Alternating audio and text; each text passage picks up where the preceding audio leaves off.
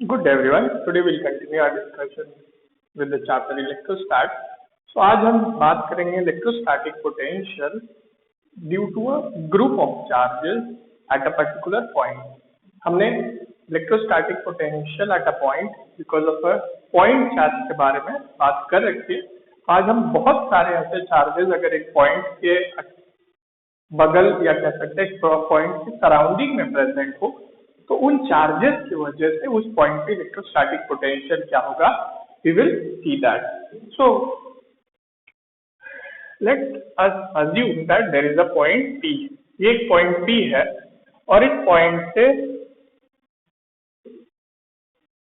R1 distance पे एक charge Q1 रखा हुआ है. So I have told you how to calculate electrostatic potential at this point P because of this charge Q1. So electrostatic potential because of the charge Q1 will be what? 1 by 4 pi epsilon naught charge Q1 divided by the distance between the point and the charge. ठीक है, ये तो कहानी थी जब कोई एक charge present था पॉइंट से कुछ दूरी पे. But now if suppose there are number of charges, group of charges present. This is Q2, this is Q3, this distance is R2, this is R3. Now let's take a negative charge also. एक negative charge भी consider कर लेते हैं. So let this be minus Q4 and this distance is R4. तो हम किस बारे में बात करें?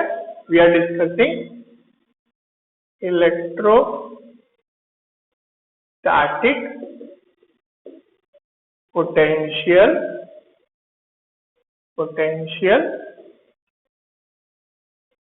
due to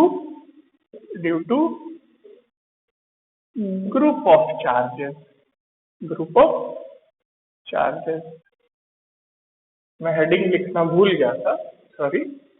सो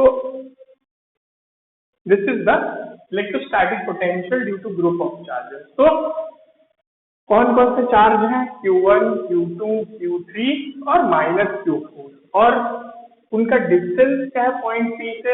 Q1 का डिस्टेंस है R1, Q2 का डिस्टेंस है R2, Q3 का डिस्टेंस है R3 और Q4 का डिस्टेंस है माइनस Q4 का डिस्टेंस है R4.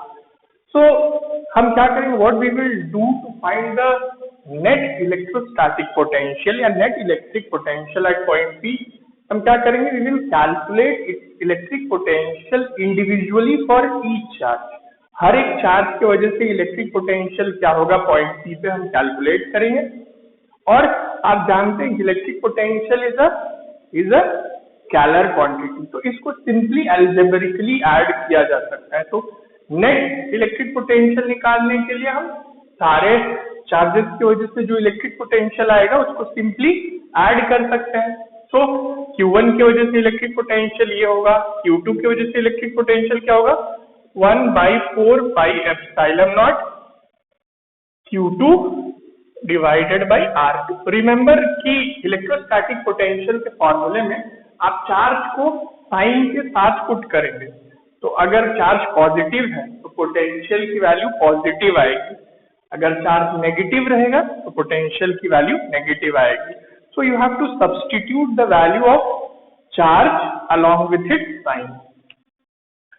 Q3 की वजह से इलेक्ट्रोस्टैटिक पोटेंशियल क्या होगा? 1 by 4 pi epsilon naught Q3 divided by R3. ठीक है. और Q4 की वजह से इलेक्ट्रोस्टैटिक पोटेंशियल क्या होगा? It will be 1 by 4 pi epsilon naught Q4. अब देखिए Q4 is a negative charge, so you will substitute what? Minus Q4. Remember minus Q4 divided by R4. तो अब आपको सारे चार्जेस की वजह से इलेक्ट्रोस्टैटिक पोटेंशियल क्या होगा इंडिविजुअली आपने कैलकुलेट कर लिया. हर चार्ज की वजह से क्या इलेक्ट्रोस्टैटिक पोटेंशियल होगा इस पॉइंट P पे. अब हम नेट पोटेंशियल निकालने के लिए क्या करेंगे? हमें सिंपली ऐड कर देना है। तो आप देख सकते हैं Q1, Q2, Q3 की वजह से we are having positive potential at point P, but as Q4 is a negative charge, so electrostatic potential at point P because of Q4 will be negative। तो जैसा जो है उसको उसी के साइन के साथ ऐड करेंगे, no problem. So electrostatic potential at point P can be calculated just by simply adding all the electrostatic potentials, because electrostatic potential is a scalar quantity, इसका कोई डायरेक्शन नहीं होता है। So electrostatic potential at point P, इसको हम represent कर सकते हैं Vp से। Let it be represented by Vp. So V, electrostatic potential because of Q1 plus electrostatic potential because of Q2 plus electrostatic potential because of Q3 plus electrostatic potential because of Q4। Remember ये Q4 की value क्या होगी, negative होगी, क्योंकि Q4 negative है। So this is a very easy method, या कह सकते हैं ये बहुत इजी टॉपिक है, that how to calculate electrostatic potential due to a group of charges। आपको सिंपली सबके वजह से इलेक्ट्रोस्टैटिक पोटेंशियल उस पॉइंट पे कैलकुलेट करना है और सिंपली सबका अलजेब्रिक एडिशन कर देना, no problem. Now let us discuss some very elementary questions on this topic, and then we will go on to discuss some good questions also। So suppose now these questions जो हम discuss कर रहे हैं, I will tell you the method, you will have to calculate the answer and tell me in the comment section। आपको मुझे comment section में answer बताना है। If you are having any problem also, अगर आपको कोई प्रॉब्लम भी है, so you can write about it in the comment section। So suppose there are 2 point charges plus 10 microcoulomb and plus 20 microcoulomb, दोनों positive charge हैं, and they are separated by a distance of 2 centimeter। दोनों के बीच का जो distance है वो 2 centimeter है। So there are 2 charges plus 10 microcoulomb or 10 microcoulomb and 20 microcoulomb which are separated by a distance of 2 centimeter। Then you are asked to find the electrostatic potential at a point P which is lying in the midpoint of the line joining the 2 point charges। मतलब ये point P जो होगा, it will lie exactly in between these 2 charges। So दोनों के बीच का distance 2 centimetre है, तो हर एक चार्ज से पॉइंट P का डिस्टेंस कितना होगा, 1 सेंटीमीटर, क्योंकि एग्जैक्टली कहाँ पे लाई करा है, मिडिल पे। नाउ इससे अगर 1 सेंटीमीटर है तो इससे भी 1 सेंटीमीटर ही होगा, इससे भी 1 सेंटीमीटर होगा। Now you know the charge, you know the distance उस पॉइंट और चार्ज के बीच में जहां आपको पोटेंशियल कैलकुलेट करना है। So you can calculate total electric potential or total electrostatic potential at point P very easily। So total electrostatic potential at point P क्या है, P is the midpoint of the line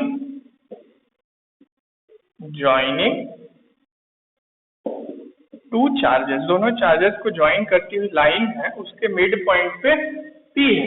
now you know the distance, so electrostatic potential because of this charge 20 microcoulomb की वजह से, now I am writing this subscript, you can name these point, and आप यहाँ किसी और से उसको, लेकिन मैं 20 माइक्रोकूलम ही डायरेक्टली लिख दे रहा हूँ. सो electrostatic potential at point P because of this charge 20 microcoulomb will be what 1 by 4 pi epsilon naught. Q will be 20 microcoulomb. But आप माइक्रोकूलम को माइक्रोकूलम में नहीं कूलम में कन्वर्ट करके सब्सटीट्यूट करेंगे. क्यों? क्योंकि वो you want answer in SI unit which is volt. तो आपको सारी क्वांटिटीज को SI यूनिट में पुट करना होगा. सो 20 microcoulomb will be change into coulomb 10 to the power -6 से आप मल्टीप्लाई कर देंगे डिवाइडेड बाय ये डिस्टेंस कितना है. ये डिस्टेंस है 1 सेंटीमीटर का. So you can not substitute centimetre, आपको मीटर में पुट करना होगा. सो 1 divided by 100. Similarly, electrostatic potential at point P because of this 10 microcoulomb क्या होगा. इस 10 माइक्रोकूलम का डिस्टेंस पॉइंट P से 1 सेंटीमीटर का है. 1 सेंटीमीटर का डिस्टेंस हमें पता है, चार्ज हमें पता है. So we will simply calculate electrostatic potential because of this 10 microcoulomb. It will be 1 by 4 pi epsilon naught. फिर से आप माइक्रोकूलम को कूलम में कन्वर्ट करेंगे. 10 into 10 to the power -6 divided by again centimetre will be converted to metre. So आपको ये दोनों ही values मिल जाएंगी, ये वाली और ये वाली. नाउ आपको क्या करना है, you will have to simply add them up. आपको सिंपली जोड़ देना है to find the net electric potential और electrostatic potential at point P which is very easy. अब आपको इन सब की वैल्यू पता है. 1 by 4 pi epsilon naught की वैल्यू आपको पता है which is 9 into 10 to the power 9.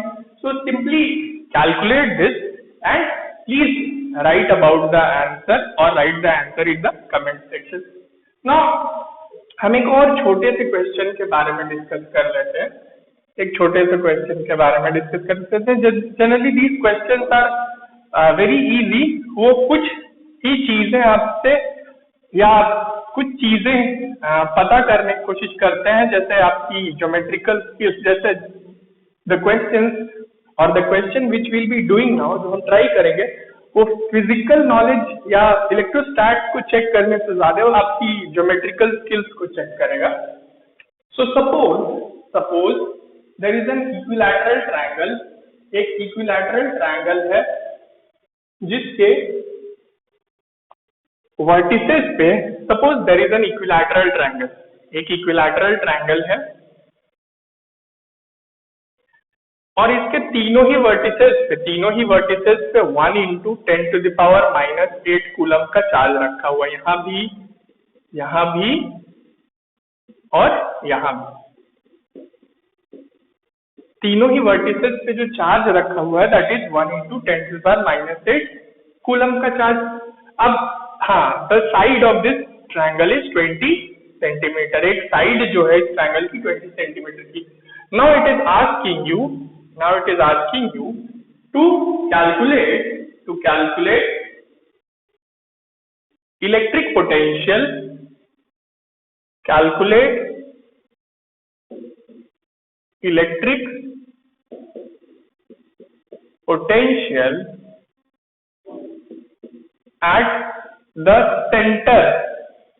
at the center of triangle. इस ट्रायंगल के सेंटर पे इलेक्ट्रोस्टैटिक पोटेंशियल कैलकुलेट कीजिए. अब आपको चार्ज पता है और साइड पता है. अब आपको पता है कि एक इक्विलैटरल ट्रायंगल के वर्टिस से उसके सेंटर का डिस्टेंस कितना होता है. अगर आपको ये चीज नहीं पता होगी तो आप ये क्वेश्चन नहीं सॉल्व कर पाएंगे. You will not be able to solve this question. So this is checking your geometrical skills rather than your concept about electrostatic. ये आपकी ज्योमेट्रिकल स्किल्स को चेक करें. So electric potential at the centre, पहले तो distance पता कर लीजिए. Remember, अगर हम इनको नाम दे देते हैं A B C, let us name the centre of the triangle as AO. O. Let us name the center of this equilateral triangle ABC as O. तो ये जो BO होता है, BO that is distance of the center from any vertex of the triangle for an equilateral triangle is what? Side divided by √3. तो आपको side पता है, side is 20 centimetre, 20 convert it into metre, क्योंकि जो हम distance put करेंगे electrostatic potential के फॉर्मूले में वो मीटर्स में पुट करना होगा ऐसा unit. So 20 divided by 100 into √3। Now BO जो डिस्टेंस होगा वही पीओ भी होगा, वही एओ भी होगा, क्योंकि एक इक्विलैटरल ट्रायंगल है। तो अब आपको तीनों चार्जेस का डिस्टेंस पता चल गया सेंटर से, आपको तीनों चार्जेस पता है, तो क्या आप इलेक्ट्रोस्टैटिक पोटेंशियल एट सेंटर नहीं कैलकुलेट करेंगे? You can easily calculate it. So kindly calculate this or kindly calculate the total electric potential at point O because of these charges situated at point A, B, C, and write the answer in the comment section. So we will continue to discuss some more problems regarding this electrostatic or electrostatic potential in the next class. Thank you so much.